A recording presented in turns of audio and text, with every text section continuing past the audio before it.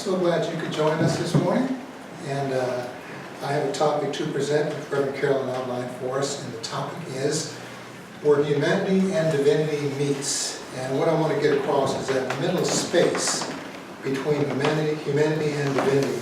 What that space is, how that space, how to use that space to access the middle, and what its methods of operations are. Because there's a place in between where humanity and God meets, and I'm going to delve into that and kind of peel some of the layers of the onion off so we get a close view of that place. So some of the definitions for this place between humanity and divinity, which we sometimes call the place between thoughts and things, can be defined as simply energy. Sometimes it's defined as the unconscious mind. Sometimes it's defined as the creative mind. Sometimes the deeper mind, the transcendence, the law, the soul. And you know, there's so many names it goes by that that's only a few of them. But those are just some definitions so we know the realm. Because what we do is we have thoughts initially, and the thoughts drop into the deeper mind, whether we want them to or not. And once that happens, stuff begins to occur, to show up in our world. And sometimes we wonder, why is this happening to me? Why is that happening to me? Or what were you thinking before it happened to you? And you forgot that. Now, the way that we access this realm is through intuition on some level. Intuition, we access it sometimes through daydreams, through night dreams, and through simply suspending the ego. What that means is, if there's something you want to know that's unknown to you, put your attention on it and try to keep your attention on it, so much so that something is going to emerge that speaks to what it is you're looking for. Now, this idea of hooked into dreams and daydreams, some people say, well, I don't really dream. Well, the truth is you do. You may not remember them, that's okay, but you do dream. And in fact, we spend almost a third of our lives, a third of our day connected to dreams. And the other 16 hours when we're not connected to dreams, guess what? About a third of that time is tied up in daydreams. So if you add up the daydreaming time and you add up the night dreaming time, that's a little bit over 50% of the time we're tuned into the deeper mind, into the creative mind. Now, we can access this outside of direct intuition or dreams in a very simple way by simply flipping a coin. And we let heads represent one action, tails represent the other action. Just flip the coin, the deeper mind takes over, and it's going to fall according to what is going on. We can do the same thing with drawing straws. We have straws in a little container. We simply draw straws, and whoever draws a long or short straw, that's the divine speaking. If we want to get really elaborate, we can use something like the I Ching, which is coins too, but it's not just one, it's 3 coins at a time, and it actually gives us 4,000 different outcomes.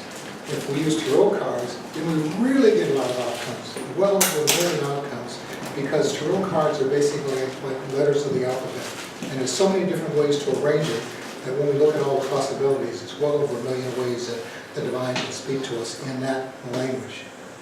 Then we can read physical signs in the universe. That's a way that the divine or the deeper mind speaks to us. How do we do that? We can look at the stars to guide our journey, to guide ships, to look at astrological patterns. We can look at synchronistic events. Things happen in life, and we can just dismiss them as coincidences. We can say, wait a minute, why did that happen at this time? That's a synchronistic event, meaning it's a meaningful coincidence. The universe is speaking to us. Or sometimes it's just looking at nature. We look at the polar ice cap, how it's melting. We look at what's happening with climate change. We look at certain other anomalies in nature. And it's like we wouldn't see that ordinarily, but it's like the universe, the deeper mind is speaking and saying, hey folks, wake up, this is what's going on. So there's many ways to access that mind. Now I was looking at, this is going back maybe a year or two ago, at some of the stuff that Einstein did, really more or less online. And he had a very simple equation. It's even more simple than E equals mc squared. I said, that's pretty profound. And I just found it in my mind. I'm going to share it with you. It says that ego is equal to 1 divided by knowledge. Ego is equal to 1 divided by knowledge. And what that means is the more knowledge you have, especially of spiritual things, the bigger that knowledge is, the smaller the ego is. And the smaller the ego is, the more truth you have in your life, the more less illusion you have in your life. Because when you have a big ego, you don't want to hear anything except what your ego is. Now, if it turns out, if you have little knowledge about spiritual things, little knowledge about anything, you're going to have a huge ego. That's what I say. Sometimes uneducated people have huge egos. But what else do they have? And when you have a big ego, you don't have a lot of truth in your life, and you have a lot more illusions in your life. Why? Because it's just what you think. Now, the creative mind, the deeper mind, this thing in the middle, comes about not only by what we think, but it is what we think, but whatever we put our attention on, we're putting into the deeper mind. Whatever we focus on, whatever we have an interest in, that information falls into the deeper mind, or the creative mind. And the deeper mind can't prevent or can't resist what we think. Whether it's good stuff or whether it's bad stuff, it cannot resist it. Just like the earth. You can plant poisonous stuff in the earth, or you can plant good stuff in the earth. It can't resist, it's going to grow. Once it's set in motion, you can reverse it, but it's very difficult. If you set something good in motion, you don't really want to reverse it, you just want to nurture it and keep it going. But if you set bad stuff in motion, like addictions or demons, parts of the whole. If we look at the whole of anything, we can say, well, it has 9 parts from beginning to end, and we can break these parts into a beginning part, a middle part, and a completion part. The middle part would be what we're talking about today, that part between divinity, which is the beginning, and humanity, which is kind of the concluding part, but in the middle is that divine part, and I want to talk about that. And the whole, it's all about wholeness, because everything is whole, beginning, middle, end, it's all one thing. And we're always connected to the whole, but sometimes we forget that we're connected to the whole. And whenever we separate ourselves from the whole and think, this is just my problem, it's my issue, or that's your issue, then you're going to have a lot of limitations, a lot of fears, a lot of unhappiness, negative emotions. Why? Because you're carrying the burden yourself, like a big suitcase on your back or something like that. And the solution is to always rely upon or draw upon your higher power. And we have access to it. As Ernest Holmes says, there's a power for good in the universe, and you can use it. And it's true, you can use it at any time. Now, there's a little story that maybe illustrates this, was touched on a couple of weeks ago. And it's a story of these waves coming to the shore. And one wave is closer to the shore than the wave behind it. And the waves were coming, and the wave that was closer to the shore was sad, it was crying, and the wave behind it was just happy, and it was easygoing. And it looked at Pat and said, hey, well, why are you crying? Why are you so sad? I'm going to die. The shore is right ahead. When I get to shore, I'm going to die. I'm going to be no more. That's why I'm so happy. The wave behind it says, oh, I know your problem. You think of yourself as only a wave. I think of myself as the whole ocean. Wow. And, the idea, the moral of it is that when we think of wholeness and we think of just releasing some excess weight and some things we no longer need, nothing is ever lost. Nothing is ever lost. Now, what I want to now do now is kind of focus on what it takes in the middle stage. Now I'm going to break the middle stage, the stage of the deeper mind, into 3 little components, a little small trinity within the 9 stages. This little small part between thoughts and things. What happens? Because we do say thoughts become things. But what do we mean between the thoughts and things? Well, here's what I'm going to try to help you. So there's an inner passion that occurs between thoughts and things, so to speak. It's an eternal inner passion. We can call it stages of life. Stages of life are infinite. They go on and on and on. Even after our death, stages of life continue. Just like the Earth circles the sun, it's going to keep on doing that long after we're gone. It was doing that long after we were here. And it keeps going through the same cycles over and over and over. And we happen to latch on to maybe one of these cycles in our lifetime and say, oh, I was born under this sign, or I was born under that sign. Well, you lived that during your lifetime. But the truth is, the Earth keeps moving around and around, the cycles keep going around and around. So cycles are eternals, but the type of person we are is kind of mortal. It's only going to be with us 80 years, 90 years, how long we're on the planet. But when we look at these stages that we go through, this is fairly universal. And we may not think about it, but I'm going to give us kind of a mental map way of thinking about it.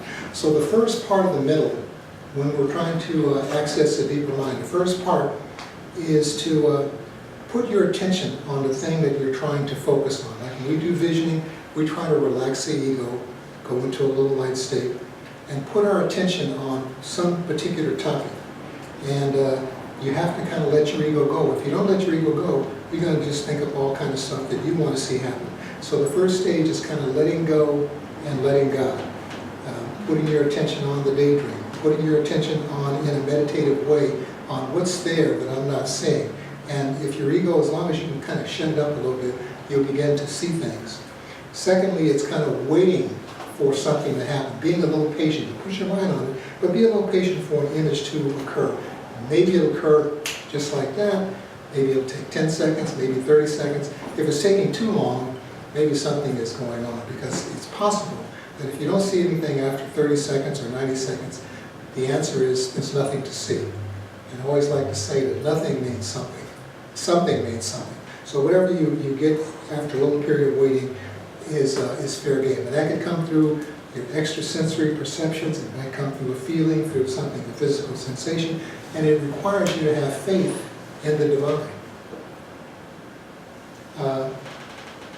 And so just this idea of going into oneness, being one with the things you're inquiring about, also calls upon you to be a little bit hung up.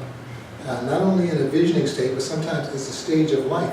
Sometimes we go through periods, maybe a week or so, where you have to be honest with yourself and say, I don't know what I'm doing, I don't know where I'm going, I don't know who I am, I don't know what the answer is. And that's the truth, but it's not permanent. That's just where you're at the time. But you have to allow yourself to be hung up in this initial stage of contacting the deeper mind, because the divine is going to speak when the divine is ready, not when you're ready. And so it may take a few seconds, it may take a few minutes, it may take longer. Now, after we've gotten to the first stage in this middle stage, the second part of the middle stage is kind of an investigative part, kind of an observing part. And here is where we have been focused on the divine, we've been focused on a topic, and then we begin to receive some impressions, receive some meaning. We get an inkling of some understanding. Oh, that's what the dream says. Oh, that's what the vision says. I've been waiting for something. I think it means this or this. So we go into a deeper place of concentration, and we begin to have a little analysis and a little observation. We begin to search for, what could this mean? I saw this, does it mean this, doesn't mean that? That's weird. If I start thinking about that, people are going to think I'm kind of a little weird. Because if you first start having a vision, or if you tell your friend your dream, you got to kind of step back and look at you like you're a little weird. There's meaning there, but unless you can sort out the meaning, they want to know the meaning, they don't want to know the dream. But before you get to the meaning, you got to know the dream. So this initial understanding is just trying to sort out what is this mumble jumble stuff that came. And I was listening to something on the way here, and they said there's a thin line between schizophrenia and mysticism. There's a difference. The person was trying to explain it, but that's true. If you start saying stuff, even though you're a great mystic, people are going to think, maybe you're schizophrenic. What is this going on? Now, we begin to, when you first have these impressions coming forward, to have some independent thoughts. Why? Because these are things that maybe someone else didn't think about. You're just receiving them for the first time. And you're beginning to understand things about the world that seem weird, but they're not really weird when you dig into them. And you're beginning to do what some people call is an advanced state of being, and that's to self-actualize. I'm listening to the beat of my inner drummer, and I'm following that beat. And even though my family may not like it, this is my calling, this is where I'm going, this is what I'm doing. Now, the third part of the middle stage, again, we're still there in that middle section, but the third section of it is to, okay, I caught the vision, I have some basic ideas of what it is, I'm beginning to try to follow the beat of my inner drummer, but what does this really mean? How does it relate to reality? Yeah, I had these visions, but how can I put this in motion? How can I bring it down to earth in a concrete way? How can I integrate it in life in a way that's realistic? So this is where you begin to play the devil's advocate. Or maybe you share it with someone else, and they say, yeah, I hear you, Carolyn, or I hear you, Malay, or I hear you, what does that mean? And then you have to really defend what it means and sort it out. Then it becomes more and more real, and you begin to understand it not only in terms of vision, but in terms of how to implement the vision, how it relates to concrete reality. So what you want to do is make the subjective objective. You want to make you want to make things fit with concrete reality, fit with something that's real, something that's established. And when you can align that interpretation with something that's practical, then you really understood the vision. So now that's what happens in the middle stage. Once you really understand the vision, then you can go into the manifestation stage. Before you understand the vision, you got to collect information from other people, from other things, to get something started, to get something going. It's kind of like in the first stage, which is all about attention and all about thinking. There's processes that we go through, because when we first think of things, our mind sometimes just jumps around. You ever notice that when you try to meditate on a topic for the first time, you have what they call monkey mind? Mm-hmm. It's hard to keep your mind on the subject. But if you put your attention on something you already know something about, hey, that's easy. You can think about that easier. But when it's something you haven't thought about, it's harder to keep your mind focused on that. Maybe if you can for a few seconds or a minute, but pretty soon your mind just starts jumping around. That's why people do say, just put your attention on it. Well, it's easier said than done. But if you know something about it, then you can put your attention on it and keep it on it. So, I want to bring this to a close with a couple of quotes from Holmes. The first one says, life is all there is. Life in us, through us, as us, never stops progressing, never grows old, and never ends. Life is all there is. Life in us, as us, through us, never stops progressing, never grows old, and never ends. That's on page 239 in the Science of Mind text. And what I think that means is that we are just as old as we think we are. And no matter how many years we've been on the planet, we're only as old as we think we are, not how many years we've lived on the planet. Second quote is, even though material, this is Ernest Holmes speaking, even though material bodies are temporary and grow old, age is an illusion, a limitation, a mistake, a place of unhappiness and ignorance. Even though material bodies are temporary and grow old age is an illusion. Limitation is a mistake, and unhappiness is ignorance. That's on page 150. And what I think that means is that since life itself, and which means the soul, is eternal, that part of us is eternal. We have an eternal part. The physical part, we know, passes away, but the eternal soul goes on and on and on. So that means we are actually, no matter how we look, we're eternally young, and actually we're eternally spiritually mature. Why? Because maybe we didn't learn everything in this lifetime, but we caught it somewhere along the eternality of the soul. So we're mature spiritual beings and becoming more mature. Now with that, I'm going to bring this to a conclusion and invite you to go within for a moment of treatment. So if you would put your attention